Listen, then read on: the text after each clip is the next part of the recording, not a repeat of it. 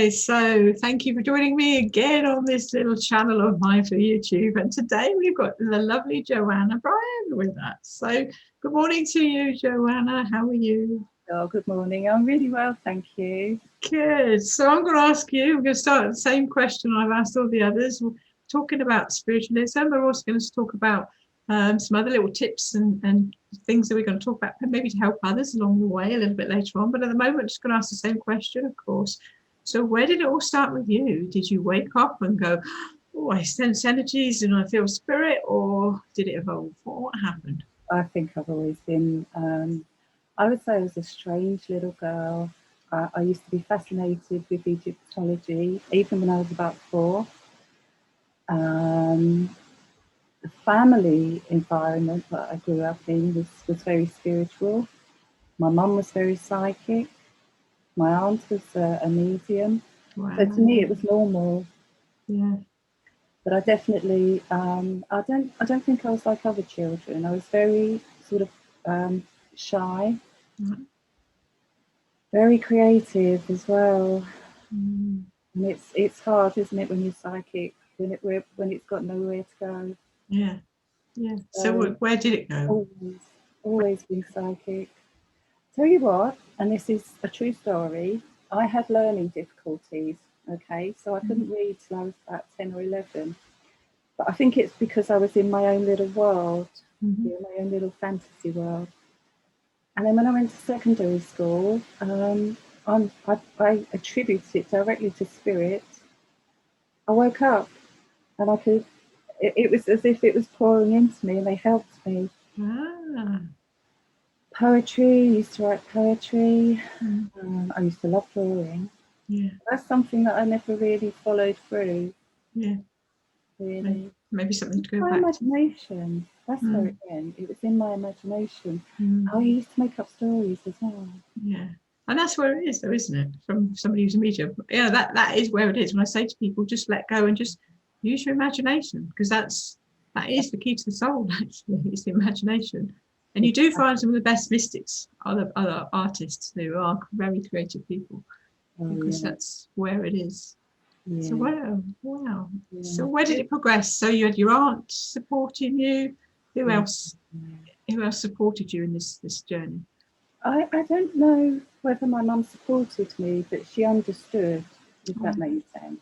So it wasn't condemned, but it wasn't really a big part of my life either. I think you're so busy growing up. Yeah. I remember when I was 16 waking up one morning, and as I opened my eyes, the whole room was filled with eyes. Right. And it did freak me a bit. I felt a little bit old. And I did see things when I was younger as well, but I think you learn to block them out. Yeah. And I told my aunt, and she just explained it was an opening of the psychic centre. Yeah. So I think life happens to you, you get married, whatever. Yeah. But I've always been interested in the tarot. So I've had a pack of tarot cards in my 20s. I used to do it for friends and family. Yeah. We've all done that. Yeah, they're works of art, aren't they, some of them? Yeah. And again, back then, there wasn't the training, was there? Probably the same time as I was doing it, 16, 17. It was just, you just did it, didn't you? Do you know, I taught myself. Yeah. And I remember when the internet took off, there was so much on it then about the meanings of individual cards that you can't find in books. Yeah. So and it's not, I mean, for those people that think it's, some people think it's always woo-woo kind of stuff. What's your thoughts on the tarot? To me, they're just cards that trigger off your imagination. What do you feel about the energy of the tarot? I love it. Depends on who you're reading for, and it depends on how well you tune into the person. Yeah. I agree. At the end of the day, they're pieces of cards that have been mass-produced mostly in the factory, and I've wondered about this. Yeah. I think it's an unconscious thing that people choose the cards that are right for them, or that they need to hear. They all don't always agree with what you're trying to say. They always want to hear what they want to hear, don't they? Yeah. But there is some sort of process going on between the psychic and their unconscious mind, I think.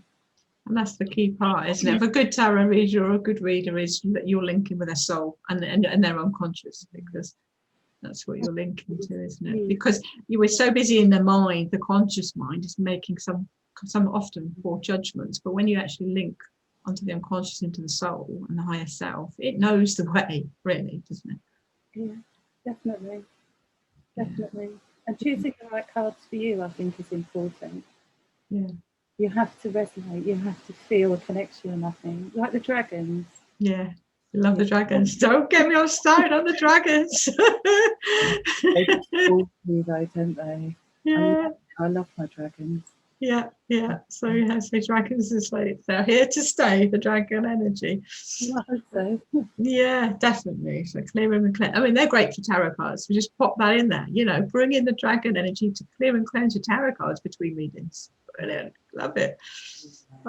So come on then. So where did that take you? So what have you been doing with all this? So you've got it all open.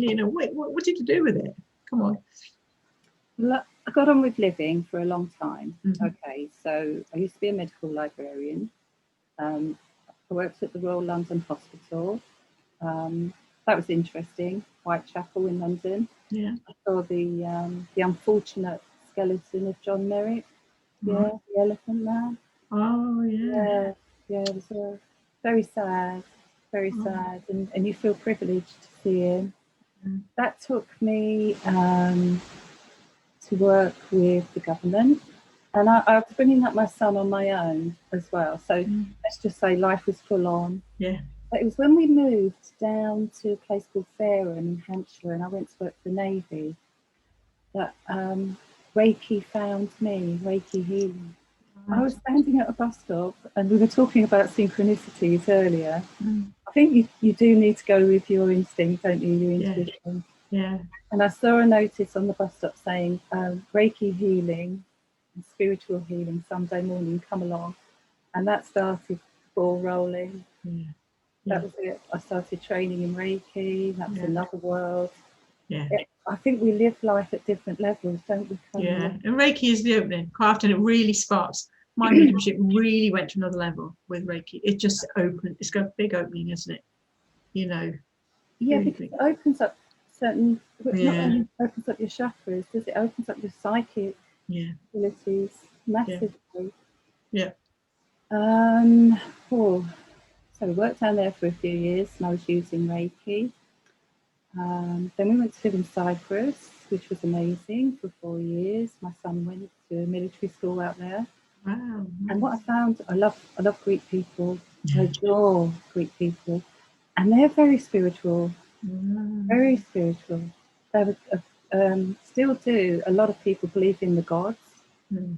Yeah. And I started doing readings for the staff. I call them the staff, but they were more like my sisters. We were really great friends. I was so lucky. And then one day we had to come back to England. So I managed to get same thing, working for the government. I became a career consultant, and then I was trained in using sort of soft skills, if you like, to help people. And we did a lot of counselling, that type of thing. And I just remember thinking, I really love this. I love it. First, they trained me in something called NLP. I love it. Yeah. I mean, I've got 10 years of it, and trying to keep it all in the mind, it's not possible, despite what they say. They say there is a way that we never forget. But anyway, use that quite successfully. And then I retired from the MOD early. So for the last 10 years, I've really, what you would call, set up a business, healing, reading, and also just researching, because I don't think you can sit on your laurels. Yeah, you learn something, and I think you then continue learning to add to the process. I know there's that theory that some say, it's all in here, and I think it is locked in. I think it is. We do have that knowledge, but sometimes you need the little keys to open the knowledge. Because you don't know what you don't know, is what my motto. And then during lockdown, so we did lots of festivals. Cliff's a massage therapist. He's my partner. So we work together a lot as well, putting body work and the mind and the spirit together. Nice. But I have to tell you, it's during lockdown Mm. that the things that I've done, the trainings that I've done with you, have really opened up, and mediumship training Yeah. that I've done, Yeah. have opened up a deeper connection. Yeah. And I do feel that before I go in to see a client or have a Zoom, if I don't allow or ask, invite my guides in, it's not the same session. No. They add levels to it that's incredible. Yeah. Yeah. And each session is different. So, Yeah. So there's a key point for everybody. Bring those guides in. Yeah. yes, please. No, definitely. I mean, I've had massages, like I say, they're so different. If somebody's not spiritually aware, they're so different, aren't they? So different. It's a different level. And at the end of the day, okay, the human being in front of us, I always put them first. It's not what I want to do, it's what they need. Yeah. But with spirit's guidance, you find that, you know, I do struggle sometimes for words when I'm talking to people. Yeah. I'm no spring chicken. I'm definitely not. But when spirit work with you, they somehow give you the words. Yeah. And it's all about the words, isn't It it? is. Yeah, and that's where we were leading, weren't we? So, Yeah. so what little tips can you give? Oh, the other thing we've got to say is, of course, that you're in Taunton Healing Fair this weekend. So it starts tomorrow, doesn't it? So anybody going to Taunton to the Healing Fair, is it, or festival they call it? It's called the Healing Weekend Festival. That's right. It's on every year. So obviously last Yeah. year it wasn't. It's going to be massive this year. It's in a place called Secret World. Yeah. So we've got a little camper van. So we'll be camping in our camper van. Yeah. There's everything there. I mean, I'm not going to publicise it or advertise. Yeah, no, but that's brilliant. You also, but what are you offering there? Go on, you. So you're offering healing. Yeah, I'll be doing readings because that's what people want. Yeah. There's a tip for people. Yeah. You can be the greatest healer in the world, and sometimes they just want a tarot reading. They all want readings. If you want to get out there, really, you've got to do readings. I'll tell people that you won't make a fortune on healings. And yet, when you're doing the reading, you know they need healing. You're doing healing, but you're doing healing, aren't you?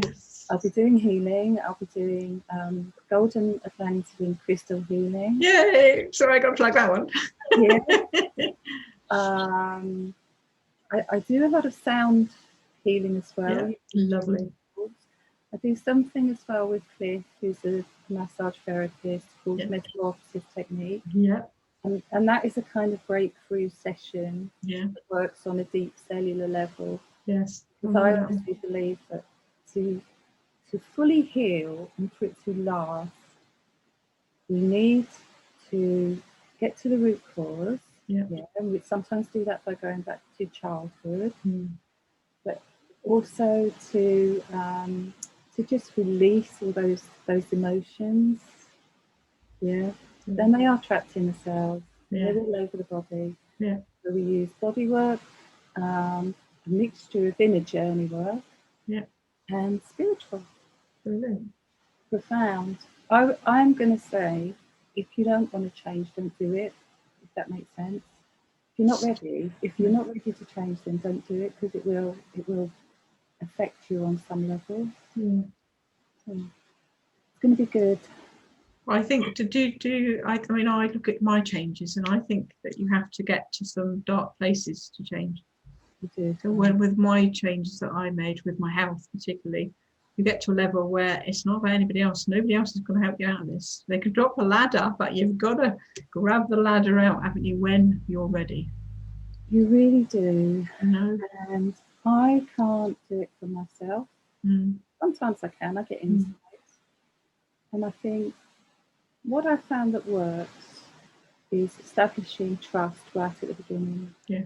If someone trusts you, if they feel that they can talk to you and you're not going to judge or criticise, or strange as it sounds, I think we all fear judgment. Yeah. I do use another tool. I use anything really that works, and they're called the Shadows and Archetypes cards. Right. Yeah. And they're just, once again, talking about tarot. You shuffle the shadows and ask the person to choose. And they 9 times out of 10 will hit on the shadow that they need to address, Yeah. and then we can address that doing metamorphosis. Yeah. And what's just for people who might be thinking, so what are shadows? Well, give us some examples. Shadows are like imprints. So it's shadows and archetypes. Must remember the archetypes as well. Yeah. So a shadow figure will be, this is actually in the cards, and I hope I'm not being rude. It's called the Fatso shadow. Okay, Right. it's just a name. Mm. And this goes back to childhood, where we felt vulnerable, where we didn't feel supported. All these issues can stay within us, and people just generally, I'm not labeling everyone. Yeah. I've been really overweight myself. Yeah. People who have weight issues where they are quite heavy, it can be a type of body armor to protect themselves and to keep unwanted attention away. Okay, so it's a simple process. Once again, it doesn't have to be painful, but you do need to accept that shadow is there. And shadows, they can put obstacles in our path. You know, people talk about self-sabotage. Yeah. It's a shadow. Yeah. Yeah, and it's like our beliefs, our deepest unconscious beliefs are also our shadows. Yeah. But you see, what happens is the awareness. So you're bringing the awareness, and once you've got an awareness at that level, it's a bit like past life regression that I do. When in the beginning, it was like, how does that heal something? The awareness that David Weiss says in his book, the awareness will already start healing. Oh, and you think about it for days after. I didn't realise that connection. Yes, I think past life work is very powerful. Yeah. Sometimes people do go back to past lives automatically, don't they? Yeah, especially through the inner journey. You can carry that through too. So I can say this, I mean, spirit work is massive, isn't it? So we've got tarot, we've got past life, we've got dragons, we've got unicorns, we've got a lot, we've got animals, spirit animals. There's so much that we can draw from and be led in different ways. And so you use that. So brilliant. So let's give some tips to people. So you've mentioned about shadows to them and being aware of that. So rather than running away from it or judging yourself, so don't be unkind to yourself. Just recognize it. Okay, that's doesn't mean I'm any less of a person because I've got these shadows. Everybody's got shadows, haven't they? Everybody. I have shadows. Yeah. Everybody. Yeah. The way to recognize it is to look at repeating habits in your life, repeating patterns. Yes. Most of them are negative. Yeah. Just look at self-sabotage, where we do it unconsciously. Yeah. But I guarantee that a part of our mind recognizes what's going on, but we don't know how to get out of the loop. Yeah, of course. The cards are brilliant because you can actually see a visual and you think, all right, okay. It's like the older dads, if you can name something, you can claim it, can't you? Yeah. So there are lots and lots of different ways to release the shadows.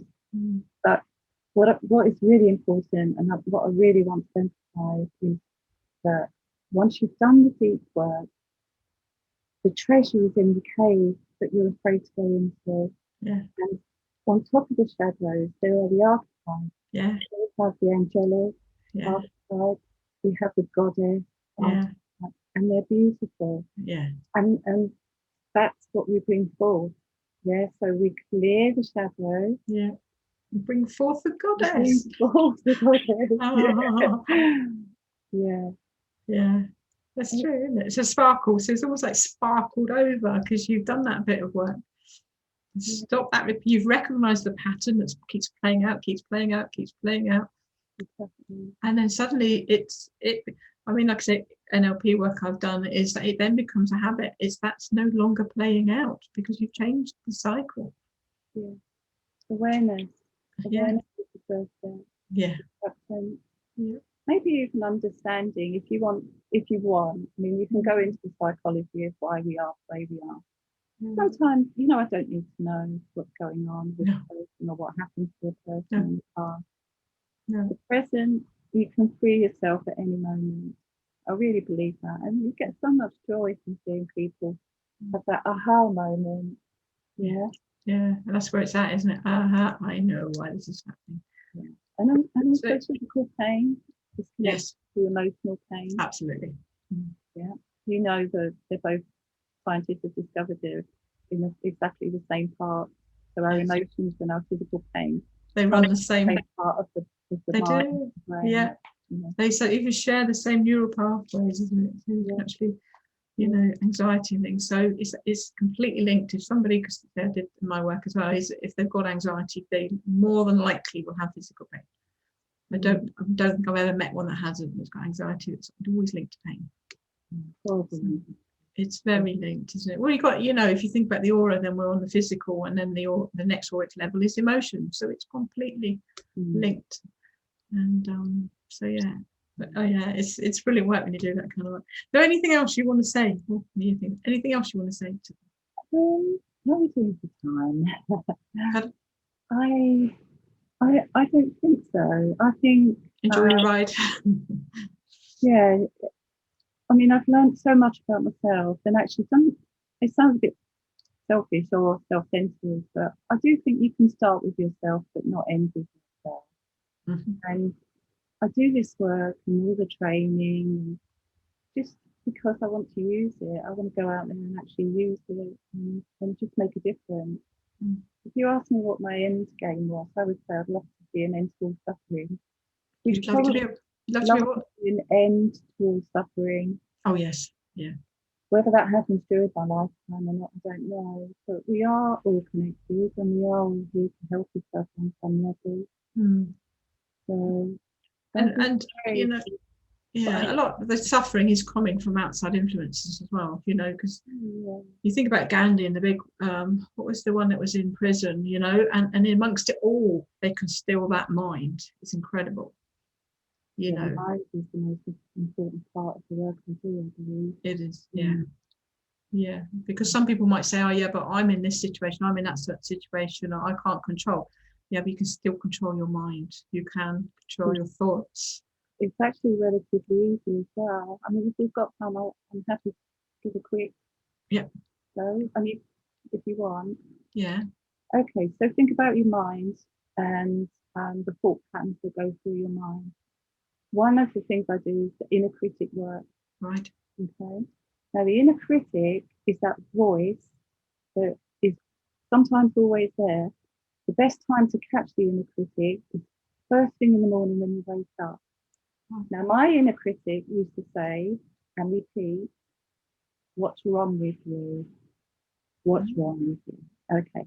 And I know where that came go right back into childhood. Okay, so what's wrong with you? You catch it. Yeah. If you point to where it is in your head, yeah. Okay, identify the voice if you must, but usually it's a voice of authority, a carer, or maybe someone that you know you trust, like a teacher or whatever. If you can change the tone of that voice, the first thing is to point to where you hear it. Okay, you change the tone of the voice, and then you can move that voice. You can give it a colour actually, if you want. Move that voice, maybe down the right side to your elbow. And you'll notice that that voice gets lower and lower, and its impact on you gets less and less. Move that voice and that colour down to your right hand and make a fist. And then change the voice entirely into something ridiculous. Yeah. Don't Laugh. you do it. And laugh. You know, like Mickey Mouse. Oh, what's wrong with you? What's wrong with you? really go to town so that you change the voice. Yeah. And then your fist and that colour, throw it away from you. And the key is then choose a lovely, kind, caring voice that says, "There's nothing wrong with me, I'm a work in progress." Lovely. Try it and see what happens. It doesn't practice. Yeah. No, it's something I've done, because I say I've done NLP therapy and that, and it's something I've done with even certain people in my life and that. And like I say, I've made them a clown and laughed, like say, put them in my hand and you laugh and I can see the lipstick of a clown, you know. So there's lots of that's like a lovely like NLP technique really. So yeah, lovely. Okay, well, thank you so much for coming on. Have a fantastic few days in Taunton, and enjoy the atmosphere. Enjoy getting out. It's all Yeah, time for us to get out this summer, isn't it? So that's a enjoy good thing. Yeah. enjoy it. So thank you so much, Joanna. And this afternoon I have the lovely Julian Jenkins coming on with me. So look, come and watch Julian Jenkins on the next session. Okay, thank you so much. Thank Bye. you. Bye.